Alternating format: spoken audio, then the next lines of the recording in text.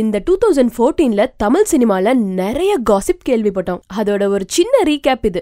தமிழ் சினிமாக்கு வந்தே 10 வருஷத்துக்கு மேலாச்சு. ஆனா இன்னும் இவங்களுக்கு கல்யாணம் ஆலையேன்னு சொல்லி தமிழ்நாட்டு மக்கள் எல்லாருமே ஃபீல் பண்ண ஒருத்தர்னா அது நம்ம த்ரிஷா. ஆல்ரெடி த்ரிஷாக்கும் தெலுங்கு ஆக்டர் ராணாக்கும் லவ் இருந்துச்சு, அது பிரேக்கப் ஆயிடுச்சு, திருப்பியும் லவ் இருந்துச்சுன்னு சொல்லி பல காசிப் வந்துட்டு இருந்த நேரத்துல திடீர்னு த்ரிஷாக்கு என்கேஜ்மெண்டே முடிஞ்சிருச்சு. த்ரிஷா கல்யாணம் பண்ணிக்க போறது காவிய தலைவன் படத்தோட ப்ரொடியூசர் வருண் மணின்னு சொல்லி இவங்க 2 பேரும் ரிங் எக்ஸ்சேஞ்ச் பண்ணிக்கிற மாதிரி, ஹக் பண்ணிக்கிற மாதிரி ஏகப்பட்ட போட்டோஸ் இன்டர்நெட்ல வந்துச்சு.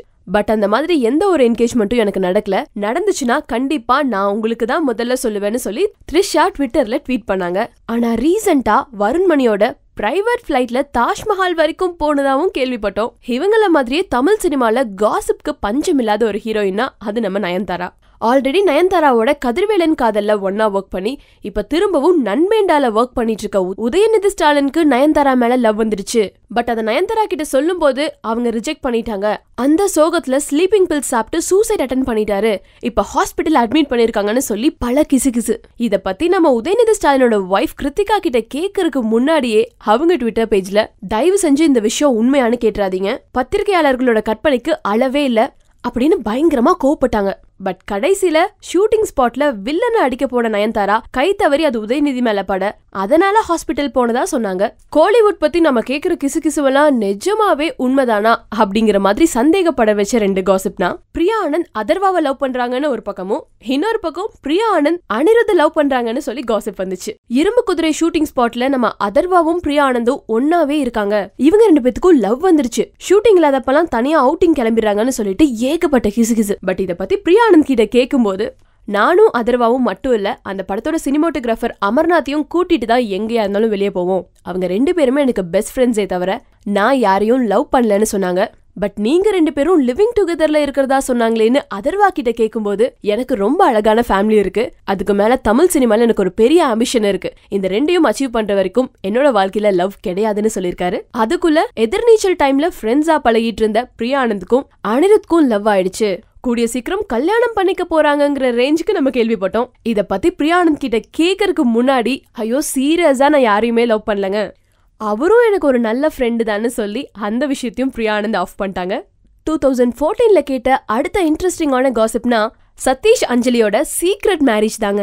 நம்ம அங்காடி தெரு அஞ்சலிக்கும் எதிர்நீச்சல், கத்தி படங்களோட காமெடியன் சதீஷ்க்கும் சீக்ரெட்டா கல்யாணமே ஆயிடுச்சுன்னு கேள்விப்பட்டோம்.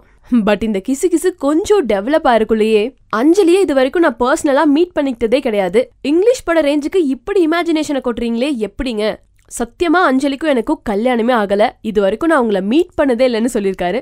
கோ படத்துக்கு அப்புறமா தமிழ் சினிமால தொலைஞ்சு போன ஒரு ஹீரோனா அது நம்ம அஜ்மல். இவரு தெலுங்கு, மலையாளம்னு பல படங்கள்ல பிஸியா இருக்காரு. தமிழ்ல இவர் ஒர்க் பண்ணிட்டு இருக்க வெற்றி செல்வன் படத்தோட ஷூட்டிங் ஸ்பாட்ல இந்த படத்தோட ஹீரோயின் ராதிகா அப்தேவோட ஏதோ மிஸ்பிஹேவ் பண்ண மாதிரி ஒரு காசிப் கேள்விப்பட்டோம். இத பத்தி அஜ்மல் கிட்ட டைரக்டா கேட்கும்போது நான் கூட கேள்விப்பட்டேங்க, எனக்கே தெரியாத விஷயத்த எப்படிதான் இப்படி எல்லாம் பிடிக்கிறீங்களோ தெரியல, இன்னைக்கு காலையில கூட அந்த படத்தோட ஹீரோயின் ராதிகா எனக்கு பெஸ்ட் விஷஸ் மெசேஜ் பண்ணாங்க, பதிலுக்கு இந்த விஷயத்த பத்தி நான் அவங்க கிட்ட சொல்லும் போது அப்படியே ஷாக் ஆயிட்டாங்க, அப்படியா யார் சொன்னது, நான்லாம் இந்த மாதிரி எதுவுமே சொல்ல அப்படின்னு ஹீரோயினுக்கே தெரியாத விஷயத்த எப்படிங்க நீங்க கண்டுபிடிக்கிறீங்கன்னு சொல்லி கேட்டாரு. மலேசியால நடந்த சீமா அவார்ட்ஸ்ல என்னென்னமோ இன்ட்ரெஸ்டிங்கான விஷயங்கள் நடந்திருந்தாலும் நம்ம பரபரப்பா பேசிட்டு இருந்த விஷயம்னா அது கன்னட ஆக்டர் ஹர்ஷிதாவை சிம்பு கிஸ் பண்ணிட்டாரு. அவங்க தங்கியிருந்த ஹோட்டல் சிசிடி கேமரால யாரோ 2 பேர் கிஸ் பண்ற மாதிரி ஒரு வீடியோ கிடைச்சிருக்குங்க.